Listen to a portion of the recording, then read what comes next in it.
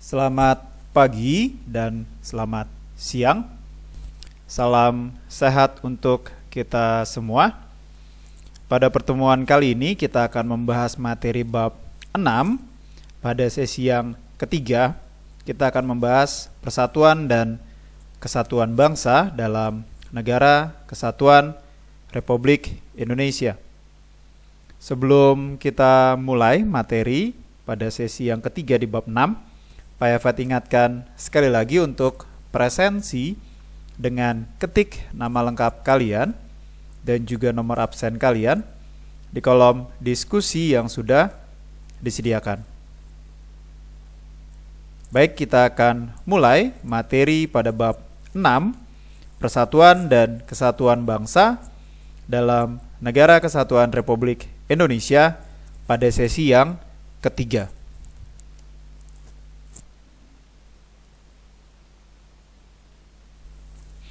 Yang pertama kita bicara makna persatuan dan kesatuan bangsa.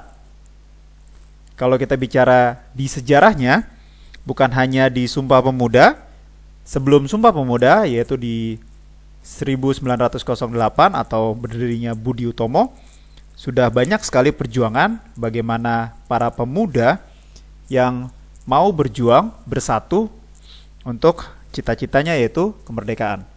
Di sini kita akan bahas bagaimana perjuangan para pemuda pada tanggal 27 sampai 28 Oktober 1928 yang dilangsungkan yaitu Kongres Pemuda kedua di Jakarta.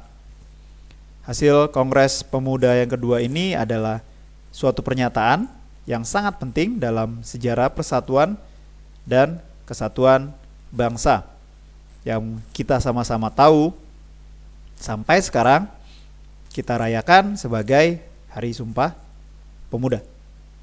Bagaimana pemuda memang kalau kita bicara sejarah bangsa kita, perjuangannya banyak sekali diutamakan oleh kaum-kaum muda. 1908, 1928, 1945, 1998 pun semua yang bergerak adalah para kaum muda, para intelektual muda.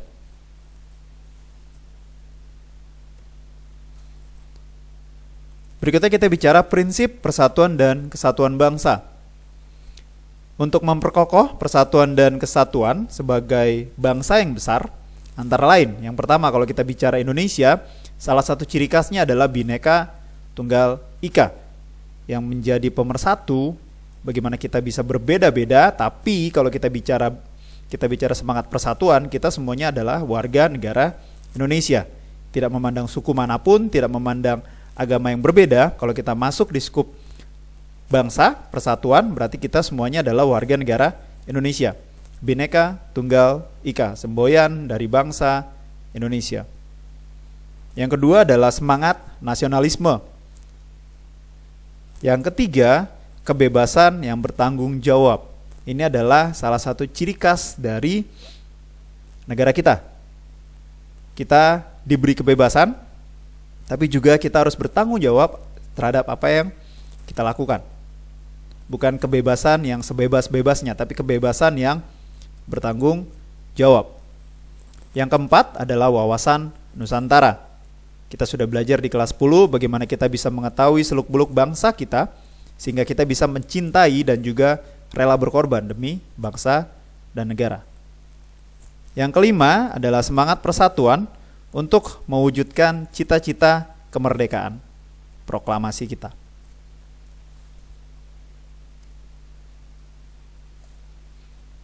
Berikutnya kita bicara dasar hukum dalam kehidupan berbangsa dalam konsep suatu negara Republik Indonesia atau NKRI yang bisa disebut. Dalam Undang-Undang Dasar Negara Republik Indonesia tahun 1945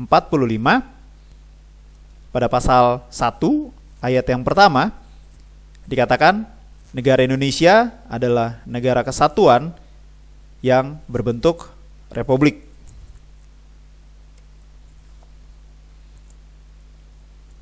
Berikutnya, kalau kita bicara sistem pemerintahan Indonesia, sebelum perubahan Undang-Undang Dasar Negara Republik Indonesia tahun 1945 dikatakan sebelum perubahan atau amandemen Undang-Undang Dasar Negara Republik Indonesia tahun 1945, sistem pemerintahan Indonesia ditegaskan dalam penjelasan juga yang ada di Undang-Undang Dasar negara kita, yaitu Undang-Undang Dasar Negara Republik Indonesia tahun 1945. Nanti kita akan bahas bagaimana ada perubahan dari Undang-Undang Dasar 45, ada amandemen pertama, kedua, sampai yang keempat. Seperti yang sudah kita bahas barusan, kita sudah mengalami 4 kali amandemen. Amandemen yang pertama melalui sidang umum MPR yang disahkan pada tanggal 19 Oktober 1999. Berikutnya ada amandemen kedua melalui sidang tahunan MPR yang disahkan pada tanggal 18 Agustus tahun 2000. Berikutnya amandemen ketiga melalui sidang tahunan MPR yang disahkan pada tanggal 10 November tahun 2001. Yang terakhir atau amandemen keempat melalui sidang tahunan MPR yang disahkan pada tanggal 10 Agustus tahun 2002.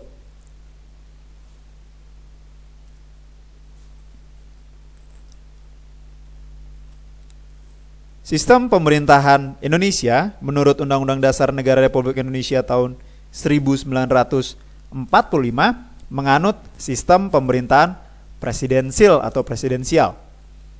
Memasuki era reformasi, bangsa Indonesia bertekad menciptakan sistem pemerintahan yang demokratis, di mana kekuasaan tertinggi berada di tangan rakyat.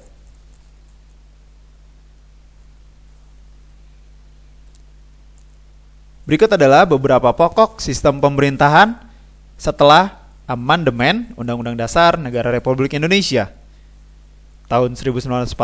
Yang pertama, negara Indonesia ialah negara kesatuan yang berbentuk republik sesuai dengan dasar hukum yang tadi pada pasal 1 ayat 1. Berikutnya, yang kedua atau poin B, dikatakan Majelis Permusyawaratan Rakyat atau DPR terdiri atas anggota atau MPR, terdiri dari anggota DPR atau Dewan Perwakilan Rakyat dan anggota DPD atau Dewan Perwakilan Daerah yang dipilih melalui pemilihan umum secara langsung. Jadi rakyat punya hak untuk memilih wakil rakyatnya langsung. Dan yang terbaru pasti adalah DPD di sini, Dewan Perwakilan Daerah. Perwakilan setiap daerah yang ada di pusat. Berikutnya yang ketiga atau yang C, Presiden Republik Indonesia memegang kekuasaan pemerintahan dibantu oleh Wakil Presiden.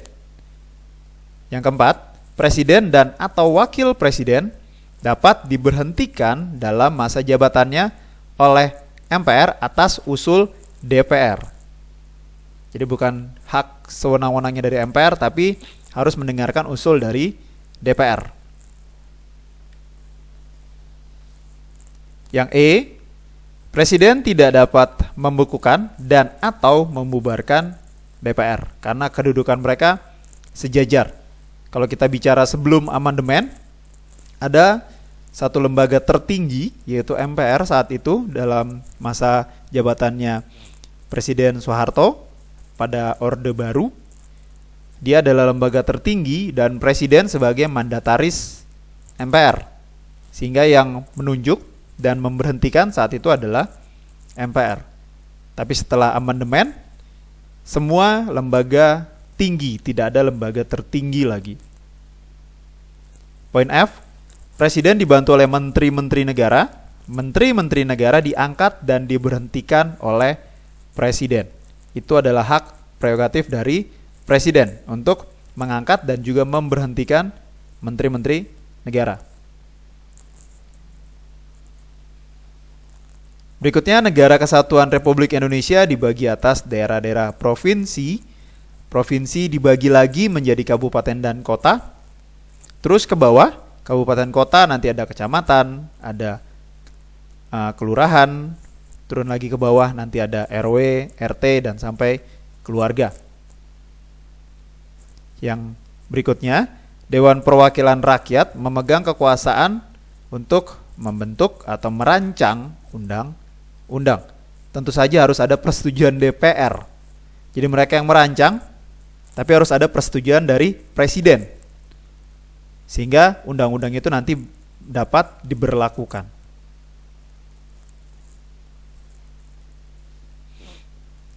Berikutnya ada kekuasaan kehakiman atau yudikatif dilakukan oleh sebuah Mahkamah Agung dan peradilan di bawah Mahkamah Agung. Jadi peradilan di Indonesia semuanya berada di Mahkamah Agung. Turun ke ada pengadilan tinggi, pengadilan negeri, semuanya berada di Mahkamah Agung, termasuk peradilan militer. Untuk MK dan KY, mereka sejajar antara MA, MK, dan KY, tapi mempunyai kewenangan dan tugasnya masing-masing.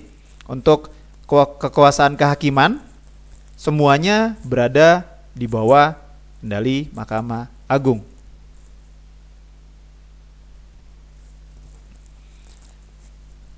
Baik, ini adalah sesi terakhir atau latihan buat kalian. Ada 2 yang harus kalian kerjakan. Yang pertama, sekarang banyak sekali kabar yang mengatakan akan ada amandemen kelima Undang-Undang Dasar 1945. Ada banyak sekali kabar, ada 10 yang akan direncanakan untuk menjadi isu utama berkembang di masyarakat yang akan diamandemenkan atau dirubah atau diperbaharui. Tugas kalian adalah kalian cari 10 isu yang akan dijadikan perubahan untuk amandemen undang-undang kita, Undang-Undang Dasar Negara Republik Indonesia. Silakan kalian cari informasi sebanyak-banyaknya di internet, tapi di bawahnya jangan lupa kalian cantumkan sumber yang kalian dapat. Jadi kalian dapatkan sumbernya, kalian ketik, boleh langsung dikerjakan juga di psikologi seperti biasa, tapi di bawahnya jangan lupa sumber yang kalian dapatkan dari mana. Setelah nomor 1, nyambung ke nomor 2. Dari ada beberapa isu yang kalian cari yang berkembang juga di masyarakat tentang beberapa perubahan atau amandemen. Menurut kalian sebagai generasi muda, mana yang paling urgent untuk dilakukan amandemen? Setelah kalian cari yang pertama, kalian teruskan jawaban yang kedua, yang mana menurut kalian yang paling urgent. Setelah kalian sebutkan yang paling urgent menurut kalian, setelah itu kalian berikan alasannya mengapa menurut kalian isu ini atau topik ini yang paling urgent untuk diamandemenkan. Alasan yang jelas. Baik, 2 saja yang wajib kalian kerjakan untuk sesi ketiga ini. Seperti biasa, boleh kalian kerjakan dengan kalian ketik di laptop kalian dalam bentuk Word dan kalian kirim dengan membalas di presensi kalian masing-masing. Boleh juga kalian ketik dan kalian save dulu di Google Drive. Setelah itu kalian kirim linknya dengan membalas di presensi kalian masing-masing. Atau yang terakhir, silakan kalian boleh langsung ketik di psikologi juga dengan membalas di presensi kalian masing-masing supaya menjadi satu kesatuan antara presensi kalian dan juga jawaban kalian.